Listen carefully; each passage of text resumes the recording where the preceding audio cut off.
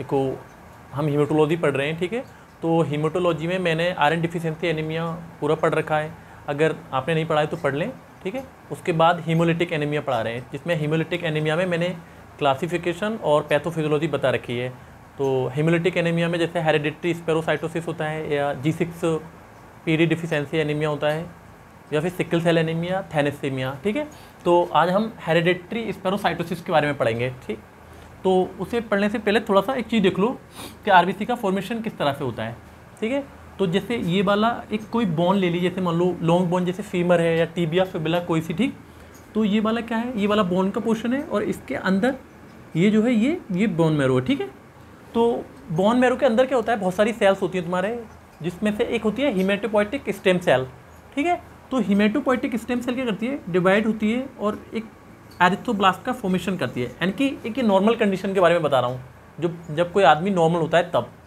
तो जब एरिथ्रोब्लास्ट क्या होती है, ब्लड वेसल्स के अंदर जाती है, ये वाला एरिया क्या है, ये है ब्लड वेसल्स, ठीक है। तो ब्लड वेसल्स में जाके रेटिकुलोसाइट्स में चेंज हो जाती है। रेटिकुलोसाइट मतलब एक जालनुमा संरचना है, कोई सेल है जो जालनुमा है, ठीक है। फिर क्या होगा, ये मैच्योर होकर एरिथ्रोसाइट्स में चेंज हो जाती है, जिसको हम क्या बोलते हैं, आरबीसी बोलते हैं।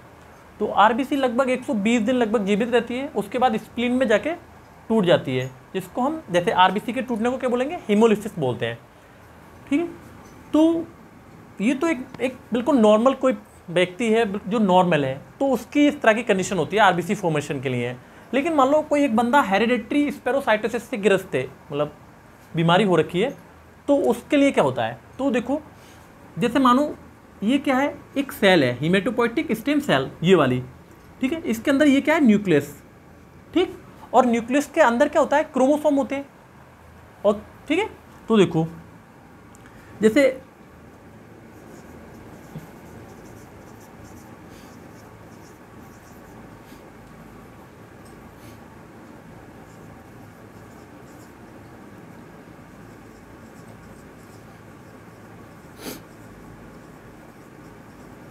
ठीक है, ऑटोसोम क्रोमोसोम डिफेक्ट, यानी तो जो देखो जो क्रोमोसोम होते हैं तुम्हारे वो दो प्रकार के होते हैं, थोड़ा सा देख लो।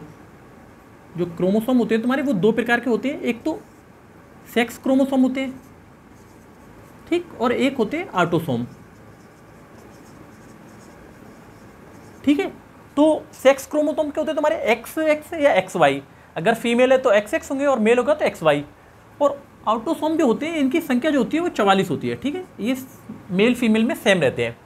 तो जो इनकी जो डिफेक्ट हो रखा है, इनकी जो परिवर्तन हो रखा है तुम्हारा हीमेटोपोइटिक स्टेम सेल के, वो ऑटोसोम के अंदर हो रखा है, ठीक है। तो मान लो अगर कोई डिफेक्ट नहीं होता क्रोमोसोम में, तो क्या होता है, ये ना एक प्रोटीन बनाता,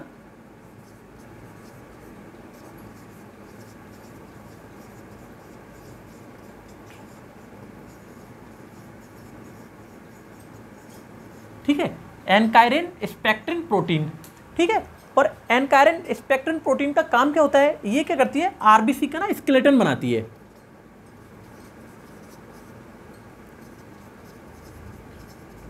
ठीक है। और अब समझ लो आरबीसी का स्केलेटन बनाती है, तो किस शेप की आरबीसी बनती है तुम्हारी, बाई कॉनकेव शेप की। लेकिन क्या है, ऑटोसोम में डिफेक्ट हो रखा है। अब जब डिफेक्ट हो रखा है तो ये नहीं बनेगी एनकाइरिन स्पेक्ट्रिन प्रोटीन। जब एनकाइरिन स्पेक्ट्रिन प्रोटीन नहीं बनेगी तो आरबीसी का स्केलेटन नहीं बनेगा।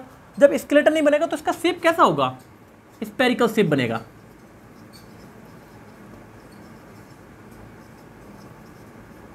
ठीक है, स्फेरिकल शेप। देखो ऐसे समझो जैसे मैं हूं तो मेरा स्केलेटन है, ठीक है, जो हड्डियों का ढांचा है। अगर वो मेरे शरीर पे नहीं होता तो क्या होता, जो मेरे मसल्स हैं तो किससे लगती वो, तो मैं इस तरह से खड़ा ना होकर जमीन पे पड़ा होता एक लोथड़ की तरह, ठीक है। तो ऐसे ही होता। अब ऐसे ही जो हमारी आरबीसी है उसका क्या है, जो स्केलेटन है आरबीसी का वो फॉर्मेशन नहीं हो पा रहा है। क्यों नहीं हो पा रहा है, क्योंकि ऑटोसोम में डिफेक्ट है इसके, जो आरबीसी का फॉर्मेशन कर रही है। हीमेटोपोइटिक स्टेम सेल कर रही है आरबीसी का फॉर्मेशन, तो इसके अंदर जो ऑटोसोम है उसमें डिफेक्ट हो रखा है, ठीक। अब जब डिफेक्ट हो रखा है तो आरबीसी का शेप इस तरह से ना होके कैसा होगा, ये स्फेरिकल शेप होगा, ठीक है।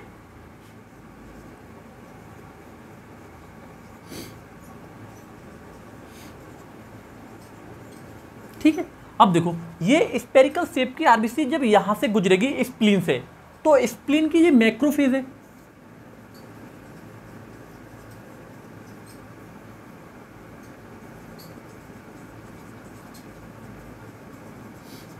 मैक्रोफेज क्या करेगी, इसे निबिल, मतलब निबिल का मतलब समझ रहे हो, ऐसे कुतरना, जैसे चूहे को देखा होगा जो कपड़े काटता है, इसे कुतरना टाइप का होता है, ठीक है। तो क्या होगा, जब इसे कुतर देगी तो क्या होगा, इसका साइज ना छोटा हो जाएगा आरबीसी का। जब साइज छोटा हो जाएगा तो इसका जीवन भी थोड़ा रह जाएगा, ठीक है। ये देखो, अब इससे देखो मैंने ना थ्योरी के रूप में इस तरह से देखो लिख रखा है, ताकि तुम पेपर में अगर लिखो तो आसानी से लिख सको। तो देखो जो आरबीसी का जो फॉर्मेशन करती है सेल, ठीक है, उनके ऑटोसोम में क्या है, डिफेक्ट हो रखा है, ठीक। अगर डिफेक्ट नहीं होता, यानी कि ऑटोसोम में, यानी कि हीमेटोपोइटिक स्टेम सेल के जो ऑटोसोम है उसमें डिफेक्ट नहीं होता, तो ये एक प्रोटीन बनाती, एनकायरिन स्पेक्ट्रेन प्रोटीन। ये देखो ये वाली, ठीक है, सॉरी, एनकायरिन स्पेक्ट्रेन प्रोटीन बनाती। और एनकायरिन स्पेक्ट्रेन प्रोटीन का काम क्या होता है, स्केलेटन बनाती है आरबीसी का, ठीक है। लेकिन क्या हो रखा है, यानी कि ऑटोसोम में क्या है, डिफेक्ट हो रखा है, और डिफेक्ट होने की वजह से क्या है, जो शेप है वो चेंज हो गया है आरबीसी का, किसमें, स्फेरिकल शेप में, ठीक है। और ये स्फेरिकल शेप वाली आरबीसी जब स्प्लीन से गुजरेगी, देखो मैं बता रखा है, तो क्या होगा, जो स्प्लीन की मैक्रोफेज है, ये देखो ये वाली मैक्रोफेज जो है, ये क्या करेंगे, इसमें निबिल, मतलब इसे कुतर देंगे, जिससे क्या होगा, आरबीसी का जो साइज है और जो लाइफ है दोनों कम हो जाएंगी, यानी कि साइज छोटा हो जाएगा और आरबीसी की लाइफ कम हो जाएगी, ठीक है। तो ये तो क्या था, हेरिडेटरी स्पेरोसाइटोसिस का इनकी इंट्रोडक्शन है, ठीक है। तो हम पैथोलॉजी पढ़ेंगे, साथ में इसका क्लिनिकल फीचर पढ़ेंगे, ठीक है। तो इसे छापें आप।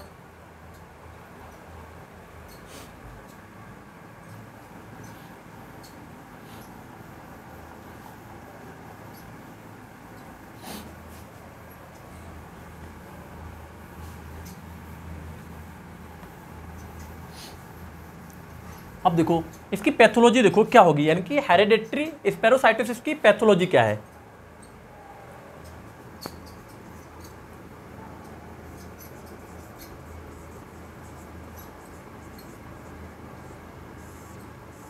देखो जैसे मानो ये तुम्हारी क्या है, बोन है कोई, ठीक है, और बोन के अंदर क्या है, बोन मैरो,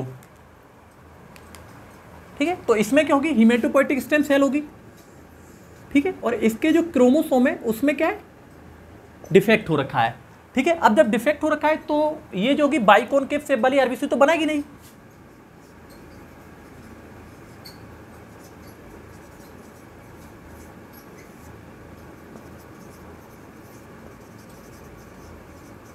ठीक है। तो बाइकॉनकेव वाली ना बना के ये कैसी बनाएगी, स्फेरिकल शेप वाली आरबीसी का फॉर्मेशन करेगी, ठीक है।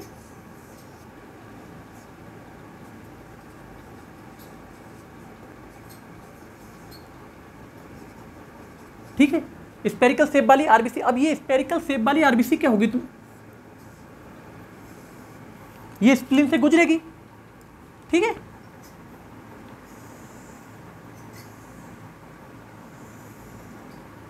तो ठीक है, अब ये स्फेरिकल शेप वाली आरबीसी क्या होगी, स्प्लीन से गुजरेगी, तो स्प्लीन क्या करेगी, इसको तोड़ देगी, इसकी जो मैक्रोफेज है,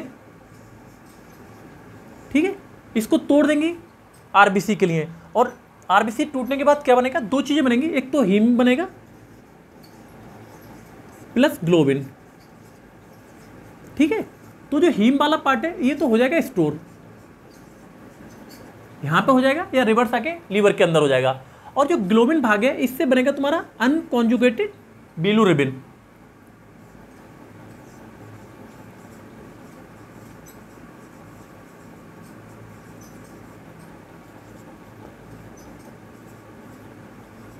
ठीक है। अनकॉन्जुगेटेड बिलिरुबिन क्या होगा, देखो ये क्या है, वाटर में इंसॉल्युबल है, तो जाहिर सी बात है यूरिन के द्वारा तो बाहर निकलेगा नहीं, तो क्या करेगा, ये वापस आएगा लीवर के अंदर,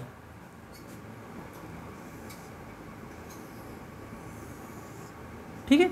ये लीवर के अंदर क्या होगा, वापस आएगा ये वाला अनकॉन्जुगेटेड बिलिरुबिन, और लीवर सेल के अंदर क्या होती है, हिपेटोसाइट्स हैं तुम्हारी। तो हिपेटोसाइट्स क्या करेंगी,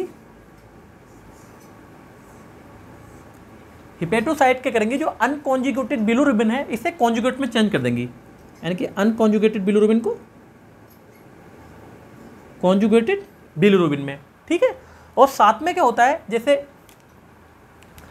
इसमें क्या होता है, जो हिपेटोसाइट्स है इसके अंदर ना बाइल का फॉर्मेशन भी होता है, ठीक।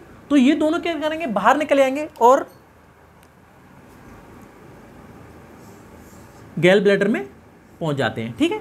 तो मान लो जैसे कंजुगेटेड बिलिरुबिन, सपोज मान लो मैंने ये बता रखा है, ठीक है, ये कंजुगेटेड बिलिरुबिन हो गया और इसके अंदर ये हो गया बाइल, ठीक है। अब ये क्या करा, जैसे आपने खाना खाया, फैटी कोई चीज़ खाई, तो ये क्या बाहर निकल जाएगा कॉमन बाइल डक्ट के द्वारा और ये जाएगा इंटेस्टाइन में, ठीक है। और इंटेस्टाइन में जाके क्या करेगा, देखो बाइल तो अलग हो जाएगा इसका, ये जैसे मान लो ये बाइल है, तो ये क्या करेगा, बाइल तो फैट का डाइजेशन करेगा,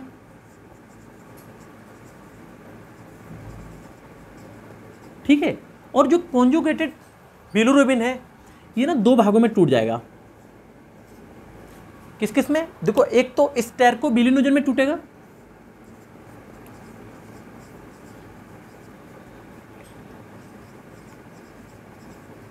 और एक टूटेगा यूरोबिलिनोजन,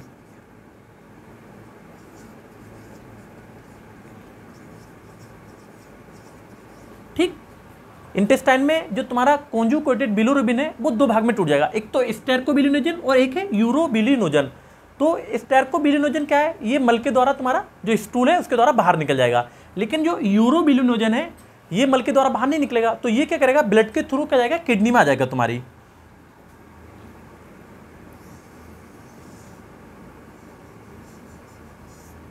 ठीक है, किडनी में आ जाएगा और किडनी से क्या करेगा, किडनी के थ्रू बाहर निकल जाएगा, ठीक।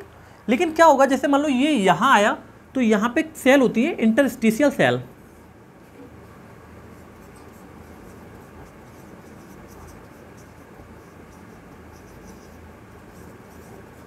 ठीक है। इंटरस्टिशियल सेल क्या करेंगी, एरिथ्रोपोइटिन का निर्माण करेंगी,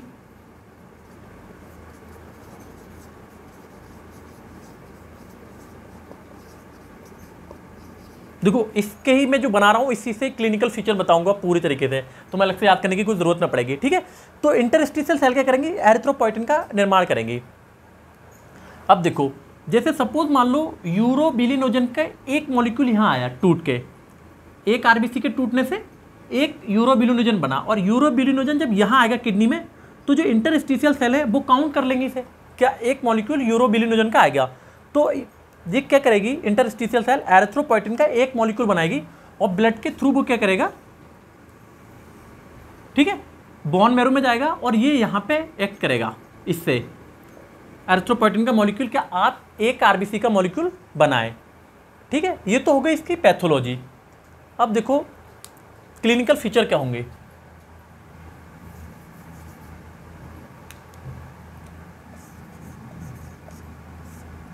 देखो सबसे पहले फर्स्ट क्या होगा, जैसे देखो यहाँ पे क्या है, आरबीसी टूट रही है और बहुत तेजी से टूट रही है, तो क्या होगा, आरबीसी की संख्या क्या होगी, कम हो जाएगी। तो सबसे पहले क्या होगा, आरबीसी नंबर क्या होंगे, देखो इसका मतलब होता है कम हो जाना, डिक्रीज, ठीक है, ये हो गया। और क्या होगा, जब देखो आरबीसी के अगर नंबर कम हो गए तो क्या होगा, एनीमिया हो जाएगा,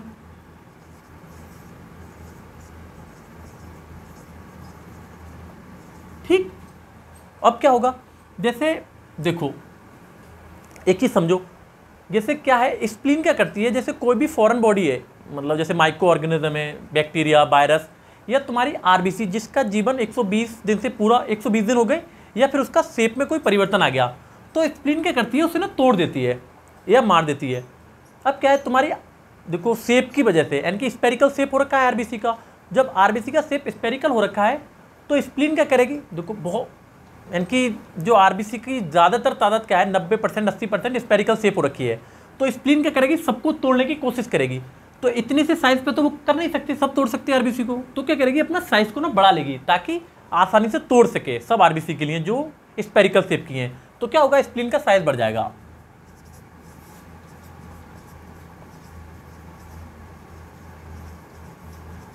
तो स्प्लीन के साइज के बढ़ने को हम क्या बोलते हैं, स्प्लीनोमेगली। ठीक है, अब तो ये तो देखो यहाँ तक का काम तो हो गया खत्म। अब देखो जो अनकॉन्जुगेटेड बिलिरुबिन बनना है वो क्या करेगा, ब्लड के थ्रू यहाँ आएगा और लीवर में आ जाएगा। ठीक, तो लीवर क्या करेगा, देखो इससे क्या करेगा, कॉन्जुगेटेड बिलिरुबिन में चेंज कर देगा। लेकिन देखो एक सीमा होती है क्या कॉन्जुगेटेड बिलिरुबिन में चेंज करना, लेकिन क्योंकि आरबीसी की संख्या बहुत तेजी से टूट रही है तो क्या होगा, कुछ भाग का तो ये कॉन्जुगेट कर देगा, लेकिन ज़्यादातर भाग क्या होगा, अनकॉन्जुगेटेड बिलिरुबिन में रह जाएगा, जो कि तुम्हें ब्लड में दिखेगा। तो जब जैसे मान लो कंजुगेटेड या अनकॉन्जुगेटेड बिलिरुबिन की मात्रा बढ़ गई तो क्या बोलते हैं, हाइपर बिलिरुबिनेमिया।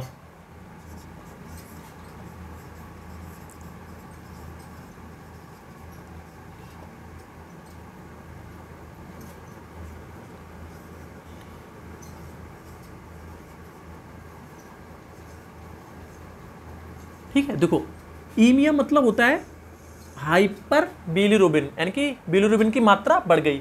ईमिया किसने, ब्लड के अंदर। ठीक है, तो ब्लड के अंदर बिलिरुबिन की मात्रा बढ़ने लगी तो मान लो अगर 1 मिलीग्राम से कम है, मिलीग्राम पर डेसीलीटर से कम है बिलिरुबिन की मात्रा, तो तुम्हारे दिखेगी नहीं बॉडी पे। अगर 1 से ज़्यादा हो गई, सपोज मान लो ये 1 से ज़्यादा है, 1.5 है या 2 है बिलिरुबिन की मात्रा, तो क्या होगा, वो तुम्हारी बॉडी पे दिखने लगेगी। जैसे बॉडी तुम्हारी पीली होने लगेगी। जो स्क्लेरा है, देखो ये वाला तो जो होता है तुम्हारा पैल्पेब्रल होता है, और ये ऊपर वाला जो होता है स्क्लेरा, तो स्क्लेरा तुम्हारा येलो कलर का होने लगेगा और नेल तुम्हारे येलो कलर के होने लगेंगे। तो क्या होगा, जॉन्डिस के रूप में दिखेगी ये। तो क्या लगेगा, तुम्हें जॉन्डिस हो जाएगी। और इस जॉन्डिस के लिए हम क्या बोलेंगे,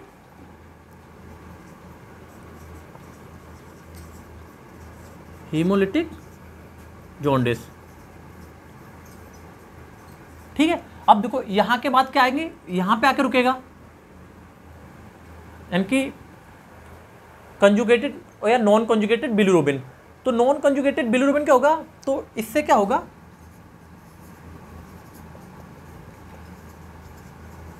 बिलियरी स्टोन का फॉर्मेशन हो जाएगा। स्टोन मतलब पथरी।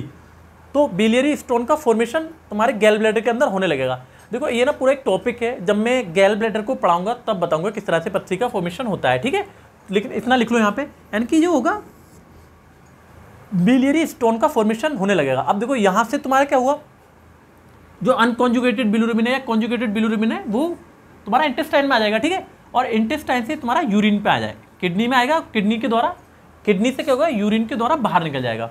तो जो तुम्हारा यूरिन होगा वो कैसा होगा, येलो कलर का होगा। तो जो यूरिन होगा तुम्हारा वो कैसा होगा, येलो कलर का। ठीक, अब देखो ये हो गया। अब एक चीज और देखो, जैसे सपोज मानो, जैसे मान लो जो यूरोबिलिनोजन है, ठीक है, आरबीसी के एक मॉलिक्यूल के टूटने से एक यूरोबिलिनोजन बनने आए। ठीक, लेकिन क्या है, आरबीसी की बहुत तादाद में संख्या टूटने लगी। ठीक, तो क्या करेगा, यूरोबिलिनोजन ज़्यादा बनेगा, और फिर यूरोबिलिनोजन जब यहाँ से गुजरेगा तो इंटरस्टिशियल सेल इसको रिकग्नाइज कर लेंगे कि कितने मॉलिक्यूल आ रहे हैं। तो क्या करेंगे, एरिथ्रोपोइटिन के इतने ही मॉलिक्यूल बनाएगी।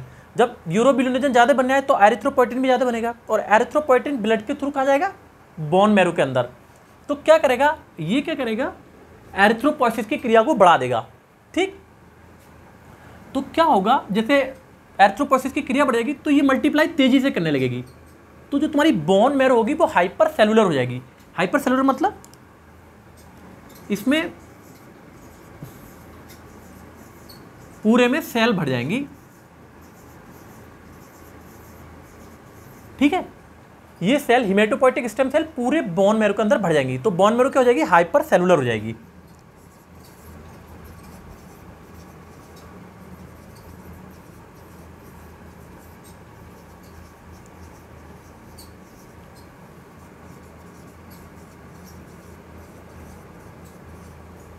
ठीक है, तो बोन मैरो क्या हुआ, हाइपर सेलुलर। अब देखो इस ये ना एक स्पेस है, मान लो जैसे ये स्पेस है। ठीक है, अब क्या हुआ, ये स्पेस तो हो गया मल्टीप्लाई करते करते फुल, तो क्या होंगे, ये जो हिमेटोपोइटिक स्टेम सेल है वो इसके अंदर, यानी कि ये बोन वाला हिस्सा है ना, इसके अंदर घुसने लगेंगी इस तरह से, ठीक है। तो किस में घुसेंगी, पेनिट्रेट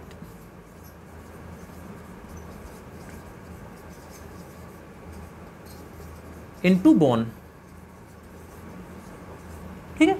तो अब मान लो जैसे सेल है हिमेटोपोइटिक स्टेम सेल, इसके अंदर घुस गई बोन के अंदर, तो क्या होगा, बोन जाहिर सी बात है, जैसे बोन का जो वाला एरिया जो होता है, जो बाहर का बोन का एरिया होता है वो ठोस होता है, ठीक है।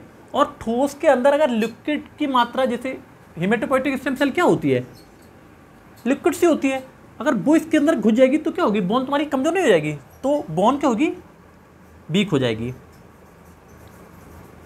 ठीक। इसे छापो पहले, ठीक है।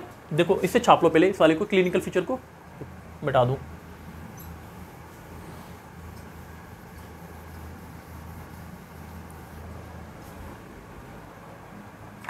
अब देखो, अब क्या हुआ, जैसे एरिथ्रोपोइटिन तो तेजी से बन ही रहा है, यानी कि बहुत तादाद में एरिथ्रोपोइटिन बन रहा है। अब क्या हुआ, ये तो तुम्हारी फुल हो गई पूरी तरह से, ठीक। अब फुल हो गई, एरिथ्रोपोइटिन फिर भी बनता है, तो एरिथ्रोपोइटिन क्या होगा, यहां से बाहर आ जाएगा ब्लड के थ्रू, ठीक। और ब्लड के थ्रू या तो स्प्लीन में जाएगा ये, या फिर लीवर के अंदर, तो क्या होगा, एक्स्ट्रा मेडुलरी एरिथ्रोपोइसिस होने लगेगी,